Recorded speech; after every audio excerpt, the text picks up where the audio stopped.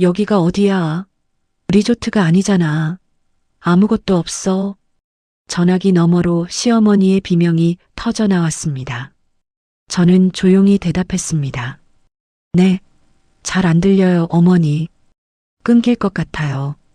그리고 전화를 끊었습니다. 며칠 전 시어머니는 제게 명령했습니다. 제일 비싼 좌석으로 해외여행을 예약하라고. 저는 웃으며 대답했죠. 네, 어머니. 당연하죠. 그런데 시어머니는 몰랐습니다. 남편의 3년간 불륜을 제가 알게 됐다는 것을, 그 불륜을 시어머니가 묵인하고 있었다는 것을. 저는 목적지를 바꿨습니다. 5성급 리조트 대신 전기도 물도 없는 오지 마을로. 시어머니가 그곳에서 5일을 버티는 동안 저는 이혼 소장을 준비했습니다. 참았던 7년, 이제 끝낼 차례였습니다. 오늘의 사연 시작하기 전에 구독과 좋아요 눌러주시면 집안에 행운이 가득하실 거예요. 토요일 아침 9시 현관문이 벌컥 열리는 소리에 저는 설거지하던 손을 멈췄습니다. 돌아보니 시어머니가 신발도 제대로 벗지 않은 채 거실로 들어오고 있었습니다. 어머니, 오셨어요? 저는 젖은 손을 앞치마에 대충 닦으며 거실로 나왔습니다. 수키는 이미 소파 한가운데 떡하니 앉아 거실을 둘러보고 있었습니다. 예, 손님 왔는데 맹물만 마시게 할 거니? 얼른 가서 커피나 한 잔 진하게 타와라. 속이 답답해서 살 수가 없네. 네, 어머니. 잠시만요. 저는 부엌으로 돌아가 커피를 내렸습니다. 원두를 갈고 물을 끓이는 동안 수키의 한숨소리가 거실에서 들려왔습니다. 조심스럽게 커피를 들고 나가 수키 앞 테이블에 내려놓았습니다. 수키가 커피를 한 모금 마시더니 미간을 찌푸렸습니다. 아니, 이게 커피냐, 보리차냐? 내 정성이 딱 요만큼인 거지. 맹탕도 이런 맹탕이 없어. 내가 집에서 대접도 못 받고 참 내 팔자야. 죄송해요, 어머니. 다시 타올게요. 저는 커피잔을 들고 다시 부엌으로 향했습니다. 등 뒤로 수키의 목소리가 쫓아왔습니다. 서연아, 나 이제 보란 듯이 해외여행 좀 가야겠다. 남들 다 가는 거 나만 못 가서 창피해 죽겠어. 예약할 때 제일 비싸고 제일 좋은 좌석으로 딱 해놔. 저는 걸음을 멈추고 돌아섰습니다. 해외여행이요? 그래. 왜 내가 여행 가겠다니까 가슴이 덜컥 내려앉니? 늙은이가 돈 쓰는 게 그렇게 아까워?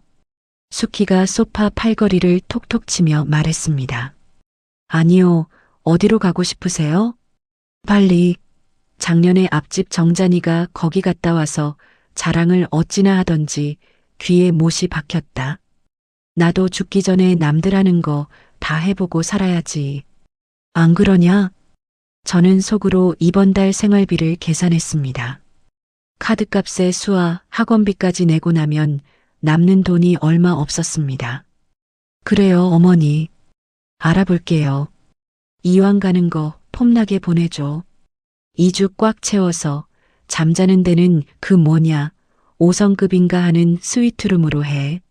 비행기는 당연히 누워서 가는 퍼스트 클래스인가 그걸로 하고. 알았지? 수키가 손가락을 꼽으며 말했습니다. 저는 고개를 끄덕이며 메모를 시작했습니다. 그때 수아가 방에서 나와 할머니에게 다가갔습니다. 할머니, 안녕하세요. 수키가 수아를 위아래로 훑어보더니 고개를 저었습니다.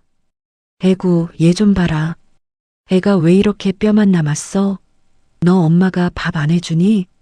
애가 비실비실하니 보기 흉하구나. 잘 먹어요, 어머니. 수아가 원래 마른 체형이라서. 됐고, 애 엄마가 살림을 야무지게 못하니까 애가 이 모양이지. 쯧쯧. 저는 입술을 깨물며 대답을 삼켰습니다. 수키가 가방에서 휴대폰을 꺼내 화면을 뚫어지게 쳐다봤습니다. 아이고, 눈이야. 서연아, 이것 좀 봐라. 뭐가 자꾸 번쩍거리는데 당최 읽을 수가 있어야지. 제가 볼게요, 어머니. 저는 수키의 휴대폰을 받아 화면을 확인했습니다. 통신사 광고 문자였습니다. 광고 문자예요. 지워드릴게요. 수키는 평소에도 스마트폰 사용이 서툴렀습니다. 카카오톡 메시지 확인도 어려워해서 항상 제가 대신 읽어드려야 했습니다. 예약 확인 문자나 알림 같은 것도 마찬가지였습니다. 여행 예약도 네가 다 알아서 해라. 난 그런 거 골치 아파서 못해. 네가 싹 다 해놓고 나한테 말만 해줘. 네, 어머니. 제가 다 챙길게요. 수키가 자리에서 일어나며 말했습니다. 뭉치지 말고 빨리빨리 해서 연락해. 나 친구들한테 자랑 좀 하게. 수키가 나간 뒤 저는 서재 문 앞에 섰습니다. 노크를 하고 문을 열자 남편 재원이 컴퓨터 화면을 보고 있었습니다. 여보, 어머니가 해외여행 가고 싶다고 하셔서. 알아, 거실에서 다 들렸어. 재원이 화면에서 눈을 떼지 않고 대답했습니다. 근데 이번 달 생활비가 좀 빠듯해서요. 퍼스트 클래스의 5성급 리조트면 꽤 들 것 같은데. 아니, 엄마가 가고 싶다는데 뭘 그렇게 따져? 당신이 알아서 융통성 있게 좀 해봐. 나 바쁘니까 나가봐. 재원이 짧게 말하고 다시 화면에 집중했습니다. 저는 할 말을 잃고 서재 문을 닫았습니다. 저녁에 친정 어머니에게 전화했습니다. 엄마, 시어머니가 해외여행 보내달라고 하셨어. 근데 비용이 너무 많이 들 것 같아서. 서연아, 그래도 네가 참아야지 어쩌겠니. 시댁 어른기 살려드리는 게 며느리 도리 아니겠어. 힘들어도 조금만 버텨라. 어머니의 한숨 섞인 목소리가 들렸습니다. 저는 전화를 끊고 나서야 생각했습니다. 왜 나는 항상 참는 쪽인 걸까? 다음 날 오전, 저는 여행사에 전화해서 예약을 완료했습니다. 발리행 퍼스트 클래스, 세인트 레지스 리조트 스위트룸, 2주 일정, 총 금액 1,200만 원. 예약 확인서를 보는 순간 손이 떨렸습니다. 저는 수키에게 카카오톡으로 일정표를 보낸 뒤 전화를 걸었습니다. 어머니, 예약 완료했어요. 카카오톡으로 일정표 보내드렸는데 제가 읽어드릴게요. 오냐? 잘했다. 그래, 어디 한번 들어보자. 저는 일정을 하나하나 읽어드렸습니다. 수키의 목소리가 밝아졌습니다. 아유, 세상에. 그래, 그 정도는 돼야 여행 갈 맛이 나지. 아, 그리고 거기 마사지 잘하는데도 꼭 넣어라. 매일매일 2시간씩 전신으로 받는 걸로. 알았지? 네, 어머니. 전화를 끊고 스파 패키지까지 예약했습니다. 통장 잔고가 100만 원 아래로 떨어지는 것을 확인했습니다. 그 주 수요일 밤 재원이 야근이라며 늦게 들어왔습니다. 저는 재원의 셔츠를 세탁기에 넣으려다가 주머니에서 뭔가 만져지는 걸 느꼈습니다. 호텔 카드키였습니다. 포스트잇이 붙어 있었는데 거기엔 이렇게 적혀 있었습니다. 뉴라. 심장이 쿵 내려앉았습니다. 저는 카드키를 손에 쥔 채 서재 문 앞으로 걸어갔습니다. 문틈 사이로 재원의 목소리가 새어나왔습니다. 자기야. 나도 너무 보고 싶지. 이번 주말에 약속 잡았으니까 그때 보자. 조금만 기다려. 달콤하게 속삭이는 목소리였습니다. 저는 그 자리에서 숨을 멈췄습니다. 다음 날 아침 저는 아무렇지 않은 척 재원에게 출근 인사를 건넸습니다. 다녀올게. 재원이 넥타이를 매며 현관으로 향했습니다. 저는 웃으며 손을 흔들었습니다. 네, 조심히 다녀와요. 현관문이 닫히는 소리를 확인한 뒤 저는 곧장 서재로 들어갔습니다. 책상 위에 재원의 태블릿이 놓여 있었습니다. 전원을 켜자 잠금 화면이 떴습니다. 비밀번호는 결혼기념일이었습니다. 7년 전 그날의 숫자를 누르자 화면이 열렸습니다. 카카오톡 앱을 눌렀습니다. 유라라는 이름이 가장 위에 있었습니다. 대화창을 열자 수천 개의 메시지가 쏟아져 나왔습니다. 3년 전부터 시작된 대화였습니다. 저는 떨리는 손으로 화면을 스크롤했습니다. 호텔 예약 내역, 여행 사진, 애정이 담긴 말들. 눈앞이 흐려졌습니다. 우리 아기 낳으면 좋겠다. 서연이는 수아 낳고 나서 나한테 관심도 없어. 그 메시지를 읽는 순간 온몸이 얼어붙었습니다. 제가 새벽에 수아 젖병 물리고 기저귀 갈고 이유식 만들고 밤잠 설쳐가며 아이를 돌보는 동안 이 남자는 다른 여자에게 이런 말을 하고 있었습니다. 화면을 더 내리자 수키의 이름이 나왔습니다. 엄마도 유라 마음에 드신대. 집안도 좋고 아이도 낳을 수 있으니까. 저는 태블릿을 내려놓고 두 손으로 얼굴을 감쌌습니다. 7년이었습니다. 결혼하고 7년 동안 저는 이 집의 며느리로, 아내로, 엄마로 살았습니다. 그런데 이게 제가 받을 대가였습니다. 잠시 후 저는 숨을 고르고 다시 태블릿을 들었습니다. 모든 대화 내역을 캡처해서 제 휴대폰으로 전송했습니다. 그리고 USB를 꺼내 파일을 저장했습니다. 책장 뒤를 뒤지다가 봉투 하나를 발견했습니다. 안에 사진이 들어 있었습니다. 재원과 젊은 여자가 바다를 배경으로 나란히 서 있었습니다. 제주도로 보이는 풍경이었습니다. 재원이 출장이라고 했던 날이 떠올랐습니다. 저는 사진도 휴대폰으로 촬영했습니다. 그날 밤 수아를 재우고 나서 노트북을 열었습니다. 수키의 여행 예약 페이지에 접속했습니다. 목적지 변경 버튼 위에 마우스 커서를 올려놓았습니다. 수키는 스마트폰 알림을 확인할 줄 몰랐습니다. 항공사에서 변경 안내 문자를 보내도 본인은 모를 것이었습니다. 어차피 항상 제가 읽어드렸으니까요. 저는 인터넷 검색창에 플로레스 섬을 입력했습니다. 인도네시아 동부의 작은 섬이었습니다. 해안가 관광지인 라부안 바조에는 리조트와 호텔이 있었습니다. 하지만 거기서 지프로 4시간을 더 들어가면 내륙산간 마을이 나왔습니다. 전기는 하루 4시간만 들어오고 인터넷은 거의 안 터지는 곳이었습니다. 저는 목적지를 변경했습니다. 발리에서 국내선을 타고 라부안 바조로 가는 일정. 거기서 현지 여행사 지프를 타고 내륙으로 들어가는 여정. 원래 예약이었던 발리 리조트는 취소 수수료를 물고 취소했습니다. 출발 이틀 전 저는 재원에게 물었습니다. 여보, 어머니 카드 해외 결제 등록해 드렸어요?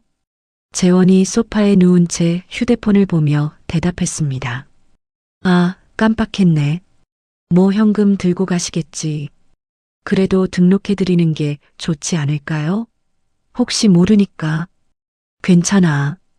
엄마가 현금 챙겨가신다고 했어. 저는 더 이상 말하지 않았습니다. 수키가 들고 가는 현금이 50만 원 정도라는 걸 알고 있었지만 추가로 챙겨드리지 않았습니다. 공항에 배웅 나간 날 수키는 퍼스트 클래스 라운지에서 샴페인을 마시고 있었습니다. 어머니, 즐거운 여행 되세요. 그래. 돌아오면 내 요리 실력 좀 늘려놔. 수키가 샴페인 잔을 내려놓으며 말했습니다. 저는 웃으며 손을 흔들었습니다. 네, 어머니. 조심히 다녀오세요. 수키가 탑승 게이트로 사라진 뒤 저는 공항 주차장으로 향했습니다. 차에 앉아 휴대폰을 꺼냈습니다. 이혼 전문 변호사를 검색했습니다. 김앤희 법률사무소의 이민준 변호사. 가사소송 승소율이 높다는 기사가 눈에 들어왔습니다. 저는 다음 주 월요일 상담 예약을 잡았습니다. 집으로 돌아오는 길에 대학 동창 모임 카카오톡 대화방을 열었습니다. 오랜만에 메시지를 확인했습니다. 은희의 근황이 올라와 있었습니다. 저 요즘 강남에서 부동산 중개사무소 운영해요. 놀러 오세요. 은희는 대학 때 저와 룸메이트였습니다. 10년 전에 이혼했다는 소식을 들었는데 지금은 사장이 된 모양이었습니다. 저는 은희의 연락처를 따로 저장해 두었습니다. 그날 저녁에도 재원은 야근이라며 늦게 들어왔습니다. 저는 평소처럼 저녁을 차려놓고 수아를 재웠습니다. 재원이 샤워하는 동안 양복 주머니를 뒤졌습니다. 여의도 호텔 발렛 주차 영수증이 나왔습니다. 날짜를 확인하니 지난 주말이었습니다. 제가 수아 학부모 상담 간 날, 재원은 그날 회사 워크숍이라고 했었습니다. 수키가 출발한 다음 날인 일요일 오후 카카오톡 알림이 울렸습니다. 라운지 커피가 별로야. 빨리 리조트 가고 싶다. 수키의 메시지였습니다. 저는 답장을 보냈습니다. 국내선 타시면 바로 프라이빗 빌라로 픽업 나갈 거예요. 조금만 더 기다리세요, 어머니. 월요일 오전 10시 저는 강남의 법률사무소를 찾았습니다. 민준 변호사가 상담실에서 저를 맞았습니다. 어서 오세요. 앉으시죠. 저는 USB를 꺼내 테이블 위에 올려놓았습니다. 이혼하고 싶어요. 그리고 제가 받을 수 있는 모든 걸 받고 싶습니다. 민준 변호사가 USB를 컴퓨터에 꽂고 파일을 열었습니다. 화면에 재원과 유라의 대화 내역이 떴습니다. 민준 변호사가 천천히 스크롤하며 내용을 확인했습니다. 3년이나 됐군요. 네. 시어머니도 알고 계셨고요. 저는 고개를 끄덕였습니다. 민준 변호사가 파일을 닫고 저를 바라봤습니다. 불륜 증거는 확실합니다. 시어머니의 묵인 정황까지 있으니 위자료 청구에 유리해요. 다만 재산분할 쪽에서 남편 측이 재산을 숨기려 할 수 있어요. 미리 추적을 시작해야 합니다. 저는 민준 변호사의 말을 들으며 메모했습니다. 저도 어린 시절 부모님 이혼을 겪었어요. 민준 변호사가 조용히 말했습니다. 그래서 이 일을 하게 됐습니다. 아이들이 덜 다치는 이혼을 돕고 싶어서요. 저는 민준 변호사의 눈을 바라봤습니다. 이 사람은 단순히 돈만 받고 일하는 게 아니라는 느낌이 들었습니다. 상담을 마치고 사무실을 나서는 순간 휴대폰이 울렸습니다. 수키였습니다. 여보세요, 어머니. 여기가 어디야? 수키의 비명 같은 목소리가 귀를 찔렀습니다. 리조트가 아니잖아. 아무것도 없어. 저는 휴대폰을 귀에서 살짝 떼며 대답했습니다. 네, 잘 안 들려요, 어머니. 끊길 것 같아요.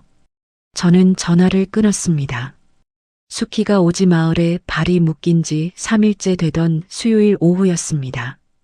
저는 수아를 유치원에서 데려온 뒤 집 앞 카페에 들렀습니다. 아이스 아메리카노를 주문하려고 카운터로 향하는데 누군가 저를 불렀습니다. 언니. 돌아보니 처음 보는 여자가 창가 자리에 앉아 있었습니다. 세련된 외모에 당당한 눈빛. 20대 후반쯤 되어 보였습니다. 저한테 하신 말씀인가요? 맞아요. 박재원 씨 부인이시죠? 저는 멈칫했습니다. 여자가 손으로 맞은편 의자를 가리켰습니다. 앉으세요. 할 말이 있어요. 저는 수아의 손을 잡고 천천히 다가갔습니다. 수아야, 여기 앉아서 주스 마시고 있어. 엄마 잠깐 이야기하고 올게. 수아를 옆 테이블에 앉히고 주스를 시켜준 뒤 저는 여자 앞에 앉았습니다. 누구세요? 유라예요. 재원 씨 회사 후배. 심장이 쿵 내려앉았습니다. 태블릿에서 봤던 그 이름. 3년간 남편과 메시지를 주고받던 여자. 저는 주먹을 꽉 쥐었습니다. 왜 저를 찾아오신 거죠? 유라가 가방에서 서류 봉투를 꺼냈습니다. 재원 씨가 저한테 결혼하자고 했어요. 곧 이혼할 거라고, 나만 기다리라고. 3년 동안 그 말을 믿었죠. 유라가 봉투를 테이블 위에 올려놓았습니다. 근데 최근에 재원 씨가 갑자기 달라졌어요. 연락도 뜸해지고 만나자고 해도 피하고 이상해서 조사해 봤더니 다른 여자가 있는 것 같더라고요. 다른 여자요? 확실하지는 않아요. 근데 재원 씨 카드 내역에 제가 모르는 호텔 결제가 있었어요. 유라가 봉투를 밀어왔습니다. 여기 제가 모은 증거들이에요. 호텔 영수증, 카드 내역, 문자. 언니한테 다 드릴게요. 저는 봉투를 열어 안을 확인했습니다. 호텔 예약 확인서, 신용카드 사용 내역서, 휴대폰 문자 캡처 화면. 증거가 빼곡하게 들어 있었습니다. 왜 이걸 저한테 주시는 거예요? 유라가 입술을 깨물었습니다. 저도 바보같이 속았으니까요. 그 남자 저한테만 거짓말한 게 아니었어요. 같이 끝장내요. 저는 휴대폰을 꺼내 서류들을 하나하나 촬영했습니다. 유라가 팔짱을 끼며 말했습니다. 이혼 소송하시면 제가 증인으로 나갈게요. 필요한 거 있으면 말씀하세요. 저는 촬영을 마치고 유라를 바라봤습니다. 고맙습니다. 고마워할 거 없어요. 저도 복수하는 거니까. 유라가 자리에서 일어났습니다. 연락할게요, 언니. 유라가 카페를 나간 뒤 저는 한참 동안 멍하니 앉아 있었습니다. 머릿속이 하얘졌습니다. 3년. 남편은 3년 동안 저와 유라, 그리고 어쩌면 또 다른 여자까지 속여왔습니다. 근처 약국에서 두통약을 사 먹고 벤치에 앉았습니다. 수아가 제 무릎에 기대어 졸고 있었습니다. 저는 아이의 머리를 쓰다듬으며 생각을 정리했습니다. 7년간의 결혼 생활이 허상이었습니다. 재원이라는 인간은 처음부터 끝까지 거짓말쟁이였습니다. 그날 저녁 7시쯤 집에 돌아왔습니다. 현관문을 열자마자 재원의 고함 소리가 들렸습니다. 서연아. 재원이 화난 얼굴로 거실에 서 있었습니다. 엄마가 발리가 아닌 이상한 데 갔다고 해. 네가 뭔 짓을 한 거야? 저는 수아를 안아 방으로 데려가며 대답했습니다. 무슨 말이에요? 분명 발리로 예약했는데. 그럼 왜 엄마가 발리가 아니라고 하셔? 저는 수아를 방에 눕히고 거실로 나왔습니다. 항공사 시스템 오류인 것 같아요. 제가 확인해 볼게요. 확인은 무슨 확인이야? 당장 엄마 데려와야 해. 재원이 휴대폰을 들고 항공권을 검색하기 시작했습니다. 저는 부엌으로 가서 물을 한 잔 마셨습니다. 잠시 후 재원이 소파에 털썩 주저앉았습니다. 비행기가 없어. 그 마을로 가려면 국내선 타고 라부안바조로 가서 거기서 또 지프를 타고 4시간을 가야 한대. 제일 빠른 국내선 좌석이 3일 후야. 저는 속으로 생각했습니다. 3일이면 충분합니다. 어머니가 많은 것을 배우시기에. 그 시각 플로레스 섬 내륙산간 마을에서는 수키가 절망하고 있었습니다. 수키는 카드를 내밀었지만 민박집 주인이 고개를 저었습니다. 해외 결제가 등록되어 있지 않아 사용할 수 없었습니다. 수키가 들고 있던 현금은 50만 원. 하루 숙박비와 식비로 10만 원씩 나가는 상황이었습니다. 수키는 난생 처음 재래식 화장실을 사용해야 했습니다. 모기가 밤새 귀에서 윙윙거렸고 잠을 설칠 수밖에 없었습니다. 마을 사람들은 영어도 한국어도 못 알아들었습니다. 수키가 손짓 발짓으로 공항에 가고 싶다고 표현하자 민박집 주인 할머니가 달력을 가리켰습니다. 지프는 3일 후에나 온다는 뜻이었습니다. 재원이 수키를 데리러 인도네시아로 떠난 목요일, 저는 민준 변호사를 다시 만났습니다. 재원 씨 재산을 추적해 봤습니다. 민준 변호사가 서류를 펼쳤습니다. 법인 명의로 아파트 한 채, 상가 2개를 빼돌렸더군요. 해외 계좌에도 상당한 금액이 있는 것 같습니다. 그게 가능한 건가요? 대학 동기 중에 한태호라는 세무사가 있습니다. 이 사람이 도와준 것 같아요. 공범 관계를 입증하면 재산 환수가 훨씬 수월해집니다. 저는 서류를 넘기며 물었습니다. 어떻게 하면 되죠? 이 정도면 민사뿐 아니라 형사 책임까지 물을 수 있어요. 소장 작성에 바로 들어가겠습니다. 저는 고개를 끄덕였습니다. 할 수 있는 건 다 해주세요. 재원이 수키를 데리고 귀국하기로 한 다음 주 월요일, 저는 미리 짐을 쌌습니다. 수아의 옷과 장난감, 필요한 물건들을 캐리어에 담았습니다. 엄마, 우리 어디가? 외할머니 집에 가는 거야. 아빠는? 저는 잠시 말을 멈췄다가 대답했습니다. 아빠는 나중에 올 거야. 친정어머니 집에 짐을 풀고 저는 재원에게 문자를 보냈습니다. 이혼 소장은 내일 도착할 거야. 그날 저녁 수키가 인천공항에 내렸습니다. 며칠 제대로 먹지 못해 광대뼈가 도드라지고 헬쑥해진 얼굴이었습니다. 수키가 재원의 팔을 붙잡고 악을 썼습니다. 그년 고소해. 내가 죽을 뻔했어. 하지만 저는 그 소리를 듣지 못했습니다. 저는 이미 친정에서 수아와 함께 새로운 아침을 맞이하고 있었습니다. 친정으로 이사한 지 일주일 후인 토요일 오후였습니다. 저는 절망스러운 마음을 안고 동네 공원을 걷고 있었습니다. 수아는 친정 어머니가 돌봐주고 계셨습니다. 벤치에 앉아 멍하니 하늘을 바라보는데 누군가 제 앞에 멈춰 섰습니다. 서연아? 고개를 들어보니 낯익은 얼굴이었습니다. 은희, 대학 때 룸메이트였던 친구였습니다.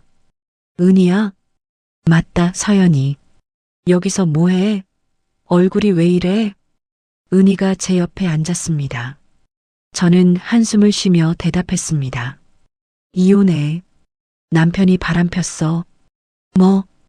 은희의 눈이 커졌습니다. 저는 그동안 있었던 일을 간략하게 이야기했습니다. 3년간의 불륜, 시어머니의 묵인, 재산 은닉까지. 은희가 고개를 저었습니다.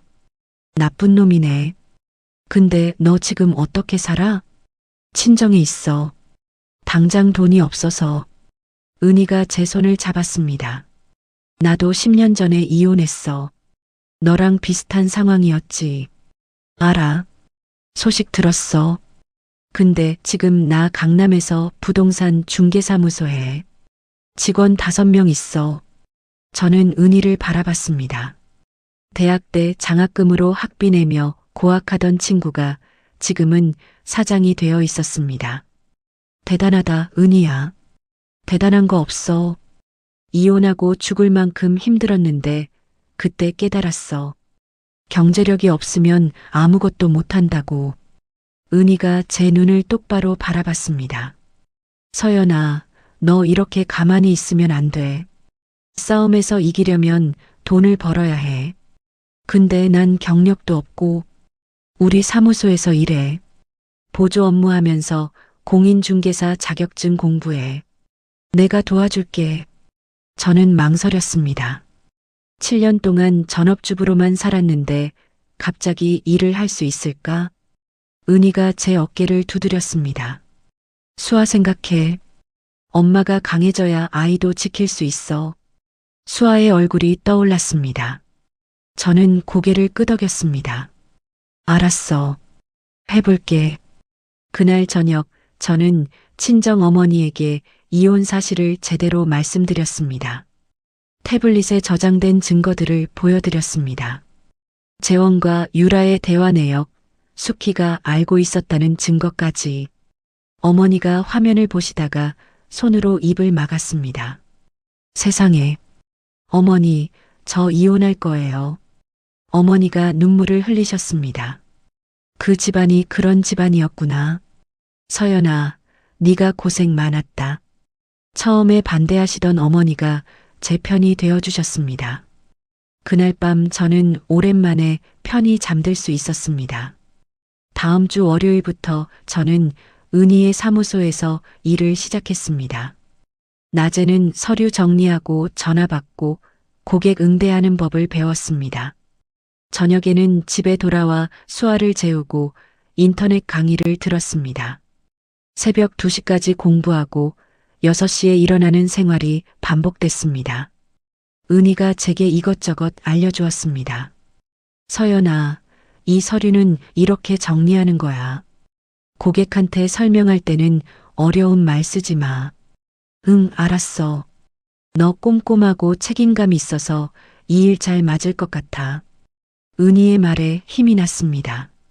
처음으로 제가 사회에서 쓸모 있는 사람이라는 느낌이 들었습니다. 하지만 재원 측에서 가만히 있지 않았습니다. 하루에도 수십 통씩 문자와 전화가 왔습니다. 집에 돌아와. 다 용서할게. 딸 양육권은 절대 못 줘. 각오해. 저는 모든 문자와 녹취를 저장했습니다. 민준 변호사에게 전달하기 위해서였습니다. 어느 날 저녁 재원이 친정집 앞에 나타났습니다. 서연아, 나와. 재원이 현관 앞에서 소리를 질렀습니다. 친정아버지가 문을 열고 나가셨습니다. 뭐 하는 짓이야, 이 시간에. 장인어른, 서연이 좀 불러주세요. 할 말이 있어서. 당장 꺼져. 다시 오면 경찰 부른다. 아버지가 호통을 치셨습니다. 재원이 뒷걸음질 치며 물러났습니다. 그날 밤 아버지가 거실에 앉아 계셨습니다. 주먹을 부들부들 떨고 계셨습니다. 아버지, 내 딸 이렇게 만든 놈은 용서 못해. 저는 아버지 옆에 앉아 아무 말도 하지 못했습니다. 친정으로 이사한 지 3개월째 되던 10월, 저는 공인중개사 1차 시험에 도전했습니다.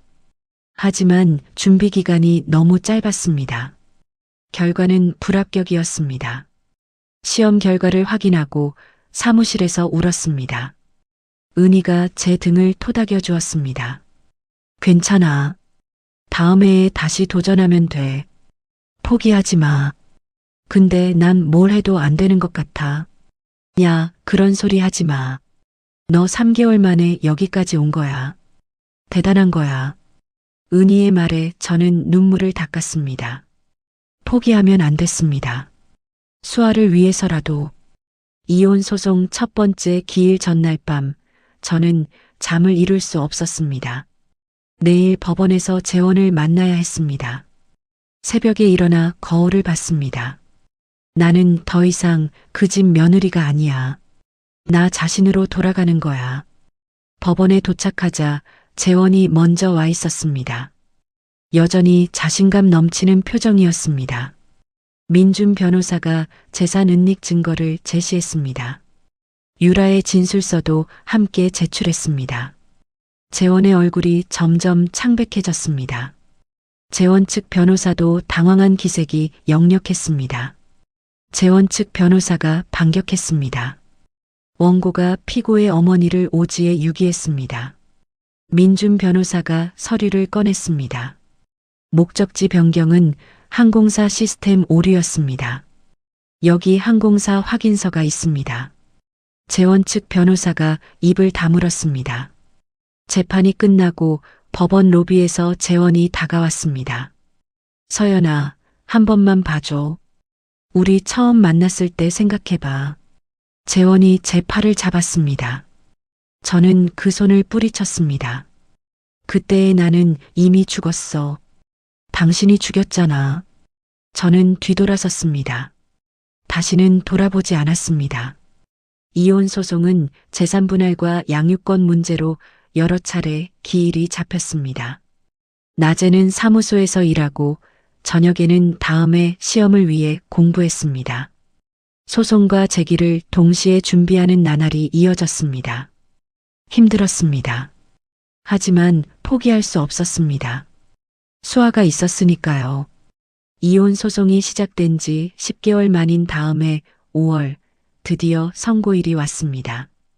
저는 법원 복도에서 민준 변호사와 나란히 앉아 순서를 기다렸습니다. 손바닥에 땀이 났습니다. 긴장하지 마세요. 잘 될 겁니다. 민준 변호사가 조용히 말했습니다. 저는 고개를 끄덕였지만 심장은 여전히 빠르게 뛰었습니다. 법정 안으로 들어갔습니다.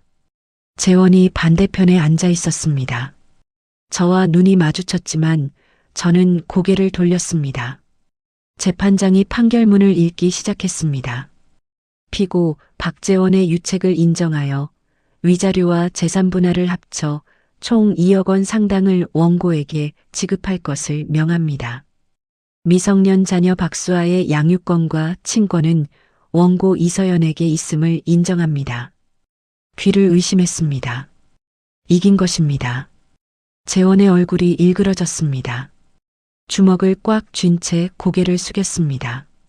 판결문에는 재원의 외도와 재산 은닉 시도, 수키의 묵인까지 모두 명시되어 있었습니다. 민준 변호사가 작게 미소 지었습니다. 최선의 결과입니다. 고생하셨어요. 저는 대답하지 못했습니다. 7년간 삼켰던 눈물이 한꺼번에 터질 것 같았습니다. 법원을 나서자 햇살이 눈부셨습니다. 민준 변호사가 손을 내밀었습니다. 이제 새 출발이에요. 저는 그 손을 잡았습니다. 선생님 덕분이에요. 정말 감사합니다. 처음으로 마음 편히 웃을 수 있었습니다. 그날 저녁 은희가 사무소 직원들과 함께 축하 파티를 열어주었습니다. 회의실 테이블 위에 케이크가 놓여 있었습니다. 서연의 새 출발을 축하해라고 적혀 있었습니다. 이게 뭐야, 은희야? 뭐긴 뭐야? 축하 파티지. 은희가 제 어깨를 감싸며 말했습니다. 너 진짜 대단해. 1년 동안 소송하면서 일하고 공부하고 보통 사람은 못해. 직원들이 박수를 쳤습니다. 저는 태어나서 처음으로 제 이름이 적힌 케이크를 받아보았습니다. 6월에 위자료와 재산 분할 금액이 입금됐습니다. 저는 그 돈으로 작은 아파트 전세를 구했습니다. 22평짜리 소박한 집이었습니다. 이사하는 날 수아의 손을 잡고 빈 거실에 섰습니다. 수아야, 여기가 우리 집이야. 엄마랑 수아만의 집. 수아가 빙글빙글 돌며 좋아했습니다. 진짜? 우리 집이야? 응, 우리 집. 수아 방을 분홍색으로 꾸미고 작은 책상을 놓아주었습니다.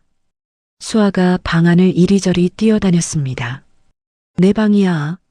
진짜 내 방. 아이의 환한 웃음을 보며 확신했습니다. 이 결정은 옳았습니다. 그해 10월 저는 두 번째 공인중개사 시험에 도전했습니다. 1년간 새벽마다 공부한 보람이 있었습니다. 합격 통보를 받았을 때 저는 사무실에서 펑펑 울었습니다. 은희가 달려와 저를 안아주었습니다. 야, 왜 울어? 붙었으면 웃어야지. 그냥 눈물이 나. 이제 진짜 동료다. 축하해, 서연아. 은희의 사무소에서 정식 중개보조원으로 등록하고 일하게 됐습니다. 퇴근 후 수아와 함께 저녁을 먹고 숙제를 봐주는 평범한 일상. 이게 얼마나 소중한 것인지 새삼 느꼈습니다. 이사한 지 한 달이 되던 날 친정 부모님이 집들이를 오셨습니다. 아버지가 거실을 둘러보시며 말씀하셨습니다. 우리 딸 잘했다. 이제 앞만 봐라. 어머니는 냉장고에 반찬을 가득 채워주시고 가셨습니다. 민준 변호사와는 사건이 끝난 후에도 가끔 안부 문자를 주고받았습니다. 어느 날 민준 변호사에게서 연락이 왔습니다. 서연 씨, 식사 한번 하실래요? 의뢰인으로서가 아니라 그냥요. 저는 잠시 망설이다가 답장을 보냈습니다. 좋아요. 그러나 11월 어느 날 저녁 저는 행복한 기분으로 집에 돌아왔다가 멈춰 섰습니다. 수아가 유치원에서 그린 그림을 식탁 위에 펼쳐놓고 있었습니다. 수아야, 이거 뭐야? 오늘 유치원에서 그렸어. 우리 가족. 그림에는 두 사람만 있었습니다. 엄마와 수아. 아빠는 없었습니다. 수아야. 수아가 고개를 들어 저를 바라봤습니다. 엄마, 아빠는 왜 우리랑 안 살아? 내가 잘못했어? 가슴이 찢어지는 것 같았습니다. 저는 수아를 끌어안았습니다. 아니야. 수아가 잘못한 거 아니야. 그날 밤 수아가 잠든 후 저는 거실에서 아이의 그림을 다시 펼쳐봤습니다. 눈물이 멈추지 않았습니다. 제가 얻은 자유와 아이가 잃은 아빠, 그 사이에서 어떻게 균형을 잡아야 할지 막막했습니다. 12월부터 수아에게 변화가 나타나기 시작했습니다. 밤마다 악몽을 꾸고 소리를 질렀습니다. 유치원 가기를 싫어했습니다. 유치원 선생님에게서 전화가 왔습니다. 어머니, 수아가 요즘 친구들과 어울리지 않고 혼자 있으려고 해요. 상담 한번 받아보시는 게 어떨까요? 저는 민준 변호사에게 전화했습니다. 수아가 요즘 이상해요. 악몽도 꾸고 유치원 가기 싫어하고 아이들이 부모 이혼 후에 그런 증상을 보이는 경우가 많아요. 저도 어렸을 때 그랬거든요. 민준 변호사가 조용히 말했습니다. 아동심리 상담 전문가를 소개해 드릴게요. 아이들은 생각보다 강해요. 서연 씨가 곁에 있으면 괜찮을 거예요. 저는 수아를 데리고 아동심리 상담센터를 찾았습니다. 상담사가 수아와 이야기를 나눈 뒤 저를 불렀습니다. 수아에게는 시간이 필요해요. 무엇보다 엄마의 안정적인 모습이 가장 큰 치료제예요. 상담센터를 나서며 수아의 손을 꼭 잡았습니다. 수아야, 엄마가 항상 옆에 있을게. 우리 천천히 가자. 수아가 고개를 끄덕였습니다. 승소의 기쁨 뒤에 아이의 상처가 있었습니다. 이혼은 완전한 끝이 아니었습니다. 이제부터가 진짜 시작이었습니다. 수아의 심리 상담이 시작된 지 한 달째 되던 다음해 1월이었습니다. 저는 사무소에서 서류를 정리하고 있었습니다. 휴대폰이 울렸습니다. 재원이었습니다. 여보세요. 서연아, 나야. 재원의 목소리가 차갑게 들렸습니다. 할 말 있으면 변호사를 통해서 하세요. 면접교섭권 확대 청구할 거야. 수아를 한 달에 일주일씩 데려가겠어. 심장이 철렁 내려앉았습니다. 뭐라고요? 수아는 내 딸이기도 해. 아빠 얼굴도 못 보게 하는 건 아동학대야. 저는 이를 악물었습니다. 지금까지 수아한테 얼마나 신경 썼다고 그런 말이 나와요? 어쨌든 법적으로 청구할 거니까 알아서 준비해. 전화가 끊겼습니다. 저는 휴대폰을 내려놓고 잠시 눈을 감았습니다. 재원은 이혼 후 회사에서 재산 은닉건으로 감사를 받고 있었습니다. 강등 위기에 처해 있다는 소식을 들었습니다. 모든 것을 잃을 상황에서 마지막 카드로 수아를 꺼내든 것이었습니다. 민준 변호사에게 바로 전화했습니다. 변호사님, 재원이 면접교섭권 확대 청구를 한다고 해요. 예상했습니다. 걱정 마세요. 대응 준비할게요. 며칠 후 유치원 원장님에게서 연락이 왔습니다. 어머니, 말씀드릴 게 있어서요. 네, 무슨 일이세요? 수아 할머니라는 분이 오셔서 이것저것 물어보셨어요. 수아가 유치원에서 어떻게 지내는지, 엄마가 데리러 자주 오는지 소름이 끼쳤습니다. 언제요? 어제요. 어머니께 말씀드려야 할 것 같아서 연락드렸어요. 수키가 제 모르게 수아 주변을 탐문하고 다니고 있었습니다. 재원이 수키를 앞세워 증거를 수집하려는 것이었습니다. 민준 변호사가 급히 대응팀을 꾸렸습니다. 사무실에서 회의를 했습니다. 상대 측이 수아의 정서 불안을 근거로 면접교섭 확대를 요구하는 것 같습니다. 민준 변호사가 서류를 넘기며 말했습니다. 아이 엄마가 일하느라 아이를 방치한다는 논리를 펼 거예요. 심리상담 기록, 유치원 출석 기록 등 모든 서류를 준비해야 합니다. 저는 고개를 끄덕였습니다.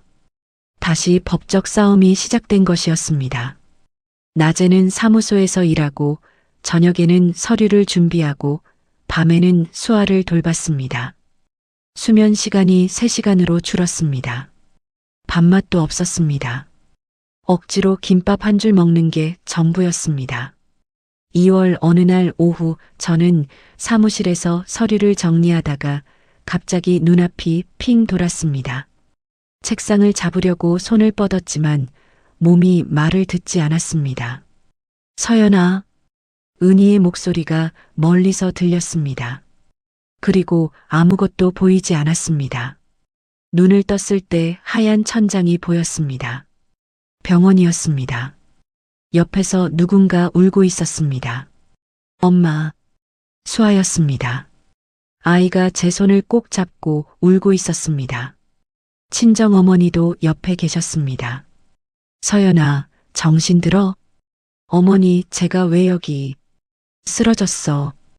은희가 119 불러서 데려왔어. 어머니가 눈물을 닦으며 말씀하셨습니다. 네가 쓰러지면 수아는 어떡하니? 이 바보야. 의사가 들어왔습니다. 과로와 스트레스로 인한 빈혈과 위장 장애입니다. 이러다 큰 병 납니다. 당장 쉬셔야 해요. 저는 고개를 끄덕였지만 머릿속은 복잡했습니다. 지금 쉴 수 없었습니다. 면접교섭권 대응을 해야 했습니다. 수아가 제 손을 더 꽉 잡았습니다. 엄마, 아프면 안 돼. 내가 착하게 할게. 아빠한테 자주 가도 돼. 가슴이 찢어지는 것 같았습니다. 저는 수아를 끌어안았습니다. 괜찮아. 엄마가 지킬 거야. 수아는 걱정하지 마. 다음 날 민준 변호사가 병문안을 왔습니다. 서류 뭉치를 들고 왔습니다. 제가 더 열심히 할게요. 서연 씨는 건강부터 챙기세요. 변호사님, 죄송해요. 제가 이런 상황에. 무슨 말씀이에요? 지금 서연 씨 몸이 더 중요해요. 민준 변호사가 서류를 정리하며 말했습니다. 면접교섭 확대 청구에 대한 대응은 제가 준비할게요. 걱정 마세요. 민준 변호사가 나간 뒤 저는 천장을 바라봤습니다. 이 싸움에서 혼자가 아니라는 것을 느꼈습니다. 퇴원 후 일주일이 지났습니다. 뜻밖에도 수키에게서 연락이 왔습니다. 서연아, 나 좀 만나자. 저는 경계했습니다. 하지만 만나기로 했습니다. 무슨 속셈인지 알아야 했습니다. 집 근처 카페에서 수키를 만났습니다. 수키의 얼굴이 많이 수척해져 있었습니다. 앉아. 수키가 자리를 가리켰습니다. 저는 맞은편에 앉았습니다. 무슨 일이세요? 수키가 커피잔을 만지작거렸습니다. 그 오지 마을에서 내가 많이 생각했어. 저는 아무 말 없이 수키를 바라봤습니다. 거기서 5일 동안 굶주리고 아팠어. 말도 안 통하고 아무도 날 도와주지 않을 줄 알았지. 수키가 고개를 숙였습니다. 근데 민박집 할머니가 날 도와줬어. 죽을 끓여주고 모기장을 쳐주고 말도 안 통하는데 손짓 발짓으로. 수키의 눈에 눈물이 고였습니다. 그때 생각했어. 내가 며느리한테 어떻게 했나? 나는 남 도와준 적이 없는데 그 할머니는 왜 날 도와줬을까? 저는 여전히 말없이 듣고 있었습니다. 내가 너한테 잘한 건 없어. 알아. 근데 수키가 고개를 들어 저를 바라봤습니다. 재원한테 면접교섭 확대 청구 취하하라고 할게. 손녀한테까지 상처 주면 안 되니까. 저는 수키의 눈을 똑바로 바라봤습니다. 정말로 그러시면 감사하겠습니다. 하지만 수아를 위한 거라면 진심으로 해주세요. 수키가 고개를 끄덕였습니다. 알았어. 며칠 후 재원에게서 연락이 왔습니다. 면접교섭 확대 청구 취하할게. 저는 놀랐습니다. 왜요? 엄마가 이거 계속하면 나를 아들로 안 본다고 하셔서. 전화가 끊겼습니다. 수키가 정말로 재원을 설득한 것이었습니다. 저는 휴대폰을 내려놓고 한참 동안 앉아 있었습니다. 수키의 변화가 진심인지 아닌지 확신할 수 없었습니다. 하지만 적어도 이번 위기는 넘겼습니다. 앞으로 수키와의 관계는 화해가 아닌 적당한 거리두기로 유지하기로 마음먹었습니다. 면접 교섭 확대 청구가 취하된 3월, 저는 밀렸던 건강검진을 받았습니다. 의사가 결과지를 보며 말했습니다. 수치가 많이 좋아졌어요. 철분제 계속 드시고 무리하지 마세요. 네, 감사합니다. 병원을 나서며 깊은 숨을 쉬었습니다. 봄바람이 얼굴을 스쳤습니다. 한 달간 업무량을 줄이고 몸을 회복하는 데 집중했습니다. 친정 어머니가 매일 영양식을 챙겨주셨습니다. 삼계탕, 전복죽, 소고기 미역국. 엄마, 이렇게까지 안 해도 돼요. 안 돼. 네가 건강해야 수아도 건강해. 어머니의 정성 덕분에 체중이 돌아오기 시작했습니다. 한 달 만에 얼굴에 혈색이 돌아왔습니다. 수아와 함께하는 시간도 늘렸습니다. 매일 저녁 그림책을 읽어주었습니다. 엄마, 오늘은 이거 읽어줘. 수아가 책장에서 책을 꺼내왔습니다. 토끼와 거북이 이야기였습니다. 옛날에 토끼와 거북이가 살았어요. 수아가 제 무릎에 기대어 이야기를 들었습니다. 이 평범한 시간이 얼마나 소중한지 새삼 느꼈습니다. 주말에는 공원에서 자전거를 탔습니다. 수아가 보조바퀴 달린 자전거를 타고 앞서 달렸습니다. 엄마, 나 빠르지? 응, 수아 진짜 빠르다. 아이의 웃음소리가 공원에 퍼졌습니다. 수아의 심리 상담도 효과를 보이기 시작했습니다. 상담사에게서 연락이 왔습니다. 어머니, 수아가 많이 좋아졌어요. 엄마와의 관계에서 안정감을 회복했고 친구들과도 잘 어울려요. 정말요? 네. 어머니가 곁에서 잘 지켜주신 덕분이에요. 전화를 끊고 깊은 안도의 한숨을 쉬었습니다. 아이가 회복하고 있었습니다. 은희는 제 상황을 고려해 재택 근무 비율을 늘려주었습니다. 서연아, 무리하지 마. 일은 천천히 해도 돼. 고마워, 은희야. 네가 없었으면 어떻게 했을지 모르겠어. 무슨 말이야? 우리 친구잖아. 은희가 웃으며 제 어깨를 두드렸습니다. 이 위기를 통해 누가 진짜 내 편인지 명확히 알게 됐습니다. 민준 변호사와도 가끔 연락을 주고받았습니다.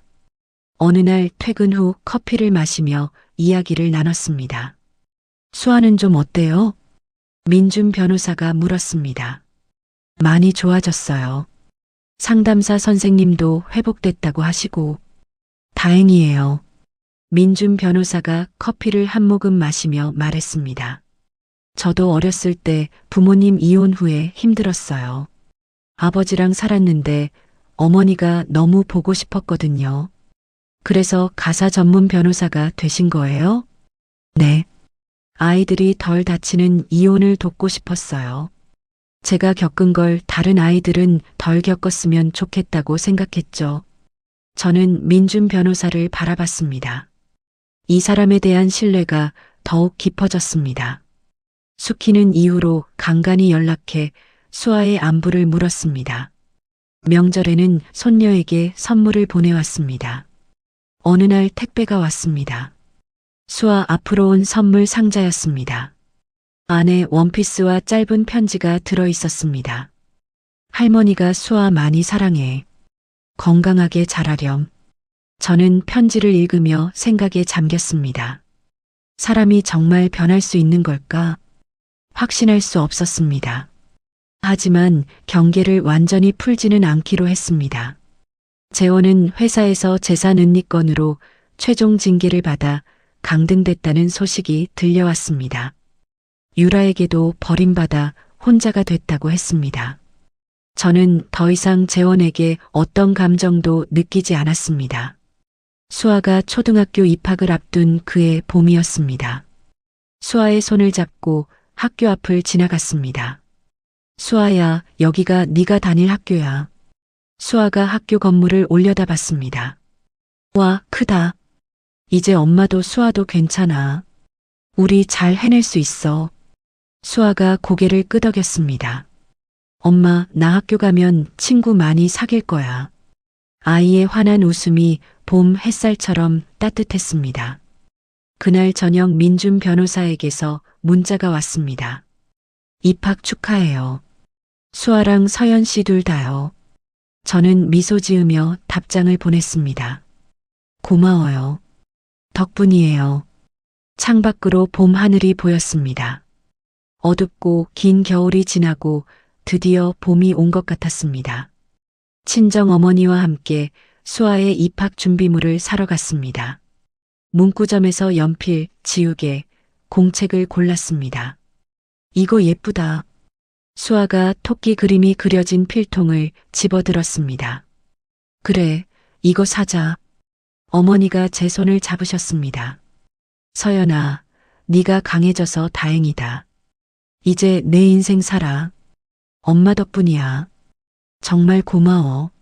저는 어머니의 손을 꼭 잡았습니다. 얼마 후 은희의 사무소에서 제 첫 단독 계약건이 성사됐습니다. 계약서에 제 이름을 적으며 생각했습니다. 나도 이제 혼자 설 수 있구나. 은희가 박수를 치며 말했습니다. 야, 이제 진짜 프로 중개사다. 축하해. 고마워, 은희야. 입학식 날 아침 수아에게 새 가방을 메어주고 교복을 입혔습니다. 현관 앞에서 사진을 찍었습니다. 수아야, 웃어봐. 수아가 환하게 웃었습니다.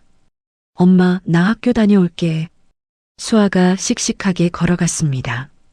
교문 앞에서 손을 흔드는 아이의 뒷모습을 보며 눈물이 났습니다. 수아가 교실로 들어간 후 저는 학교 앞 카페에 앉았습니다. 커피를 마시며 지난 인연을 돌아봤습니다. 남편의 배신, 시어머니의 갑질, 법정 싸움, 아이의 상처, 그 모든 폭풍을 지나 여기까지 왔습니다. 스스로가 대견했습니다. 수아가 초등학교에 입학한 지 1년이 지났습니다. 저는 은희의 사무소에서 팀장으로 승진했습니다. 서연아, 축하해. 이제 팀장이야. 은희가 승진 발령장을 건네며 웃었습니다. 고마워, 은희야. 네가 없었으면 여기까지 못 왔을 거야. 무슨 소리야? 다 네가 열심히 한 거지. 팀장이 된 후 신입 직원들을 가르치는 역할도 맡게 됐습니다. 그중 한 명이 최근 이혼한 싱글맘이었습니다. 점심시간에 그 직원이 조심스럽게 말을 걸어왔습니다. 팀장님, 저도 팀장님처럼 될 수 있을까요? 무슨 말이에요? 저도 이혼했거든요. 아이가 둘인데 앞으로 어떻게 해야 할지 모르겠어요. 저는 그 직원의 눈을 바라봤습니다. 2년 전에 제 모습이 보였습니다. 당신도 분명 해낼 수 있어요. 저도 해냈으니까. 그 직원의 눈에 희망이 돌아오는 것을 봤습니다. 수아는 초등학교 2학년에 잘 적응했습니다. 친구들과 어울려 놀고 학교 이야기를 신나게 했습니다. 엄마, 오늘 수학 시험 봤는데 100점 맞았어. 정말? 우리 수아 대단하다. 저는 수아를 꼭 안아주었습니다. 우리 모녀의 작은 아파트는 웃음소리로 가득 찼습니다. 어느 주말 오후 민준 변호사에게서 연락이 왔습니다. 서연 씨, 동물원 티켓이 생겼는데 수아랑 같이 가실래요? 동물원이요? 네. 의뢰인분이 주셨는데 저 혼자 가기엔 좀 그래서요. 저는 잠시 망설이다가 수아에게 물었습니다. 수아야, 동물원 갈래? 동물원? 가고 싶어. 수아가 소파에서 펄쩍 뛰었습니다. 셋이 함께 동물원에 갔습니다. 수아가 기린 우리 앞에서 환호성을 질렀습니다. 와, 기린이다. 목이 진짜 길다. 민준 변호사가 수아 옆에서 웃었습니다. 기린 목이 왜 긴지 알아? 몰라요. 왜요? 높은 나무에 있는 나뭇잎을 먹으려고 그렇게 됐대. 우와, 신기하다. 수아가 민준 변호사의 손을 잡고 다음 우리로 뛰어갔습니다. 민준 삼촌, 저기 코끼리 보러 가요. 민준 변호사가 수아에게 이끌려 걸어갔습니다. 저는 뒤에서 그 모습을 바라봤습니다. 동물원을 한 바퀴 돌고 벤치에 앉았습니다. 수아가 아이스크림을 먹으며 비둘기를 쫓아다녔습니다. 민준 변호사가 조심스럽게 말했습니다. 서연 씨, 저 진지하게 할 말이 있어요. 심장이 두근거렸습니다. 뭔데요? 민준 변호사가 수아를 바라보며 말했습니다. 아직 빠르다면 기다릴게요. 하지만 서연 씨랑 수아 곁에 있고 싶어요. 저는 잠시 말을 잃었습니다. 민준 변호사가 저를 바라봤습니다. 진심이 담긴 눈이었습니다. 아직은 수아한테 집중하고 싶어요. 하지만 그 마음은 고마워요.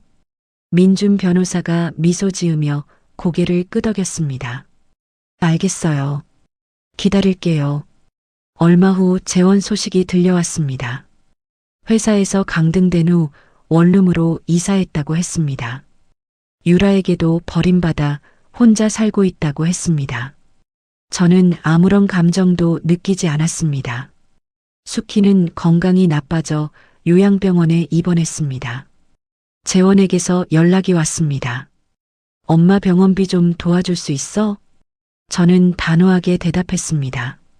그건 아들인 당신이 해결할 문제예요. 전화를 끊으려는데 재원이 말했습니다. 수아는 할머니 보고 싶어 하지 않아? 저는 잠시 생각했습니다.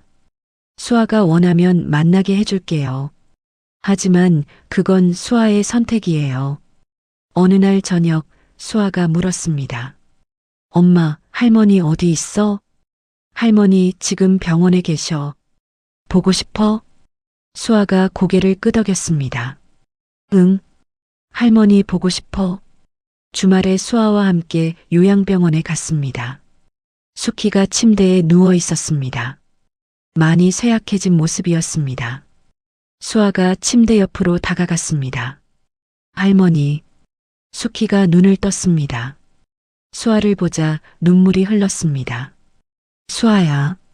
수키가 떨리는 손으로 수아를 끌어안았습니다. 할머니가 미안해. 우리 수아. 저는 그 모습을 지켜보며 개입하지 않았습니다. 적당한 거리를 유지했습니다. 그날 저녁 수아와 단둘이 저녁을 먹었습니다. 수아가 밥을 먹다가 말했습니다. 엄마, 우리 이렇게 사는 거 좋아. 저는 숟가락을 놓고 수아를 끌어안았습니다. 엄마도 좋아. 우리 앞으로도 행복하자. 수아를 재우고 베란다에 나갔습니다. 도시의 야경이 반짝였습니다. 휴대폰이 울렸습니다. 민준 변호사의 문자였습니다. 오늘 수아랑 서연 씨 덕분에 좋은 하루였어요. 저는 미소 지으며 답장을 보냈습니다. 저도요. 밤바람이 시원하게 불어왔습니다. 지난 2년간의 여정이 떠올랐습니다. 남편의 배신, 시어머니의 갑질, 법정 싸움, 아이의 상처, 그 모든 것을 지나 여기까지 왔습니다.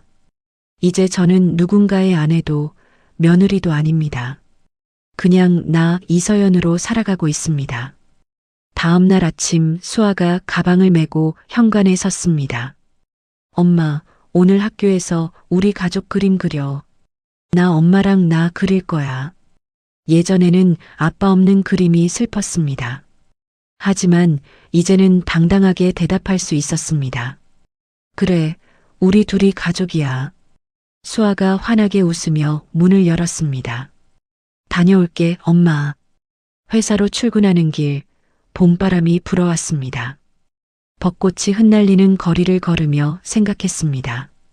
2년 전 시어머니의 여행 요구로 시작된 이 모든 일이 결국 나를 이 자리까지 데려왔습니다. 사무실에 도착해 책상에 앉았습니다. 은희가 다가와 말했습니다. 오늘 뭔가 좋아 보인다. 그냥 봄이라서요. 저는 웃으며 대답했습니다. 하지만 사실은 알고 있었습니다. 내 안에서 무언가가 완전히 치유됐다는 것을. 저녁에 퇴근하며 수아를 데리러 갔습니다. 학교 앞에서 기다리는데 수아가 달려왔습니다. 엄마. 수아가 품에 안겼습니다. 작고 따뜻한 아이의 체온이 느껴졌습니다. 이 작은 품이 제가 지켜낸 전부였습니다. 제가 새로 시작한 모든 것이었습니다. 그리고 우리의 이야기는 이제부터가 진짜 시작이었습니다. 서연은 7년간 참기만 했습니다. 시어머니의 갑질도 남편의 무관심도 며느리로서 당연히 감당해야 할 몫이라고 생각했습니다.